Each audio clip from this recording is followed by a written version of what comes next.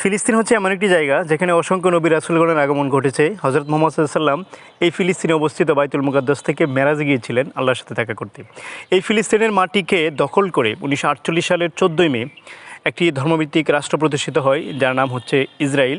এই ইসরায়েলকে বলা হয় পৃথিবীর ক্যান্সার। কীভাবে প্রতিষ্ঠিত হয় ইসরায়েল রাষ্ট্র?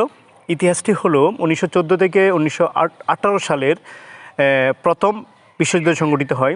এই যুদ্ধে দুটি শক্তি ছিল, একটি হচ্ছে অক্ষ শক্তি, আরেকটি হচ্ছে মিত্র শক্তি। অক্ষ শক্তির মধ্যে ছিল 5টি রাষ্ট্র: অস্ট্রিয়া, জার্মানি, তুরস্ক, হাঙ্গেরি, বুলগেরিয়া। আর মিত্র শক্তির মধ্যে ছিল যুক্তরাষ্ট্র, যুক্তরাজ্য, ফ্রান্স, রাশিয়া সহ অন্যান্য দেশ। জার্মানির আক্রমণ প্রতিরোধ করতে যুক্তরাষ্ট্র বিভিন্ন দেশে সহযোগিতা চায়। ভারতের পক্ষ থেকে আমাদের জাতীয় কবি কাজী নজরুল ইসলাম যুদ্ধে অংশগ্রহণ করেন। ইসরায়েলবাসী মূলত হিব্রু অর্থ যাযাবর, যারা বিভিন্ন বন জঙ্গলে বসবাস করত। তারা মিত্র শক্তিকে সাহায্য করতে সম্মতি দিল একটি শর্তে। শর্ত হলো যুদ্ধ শেষে তাদেরকে একটি রাষ্ট্র তৈরি করে দিতে হবে। তারই পরিপ্রেক্ষিতে 1948 সালের 14 মে ইসরায়েল রাষ্ট্রটি প্রতিষ্ঠিত হয়।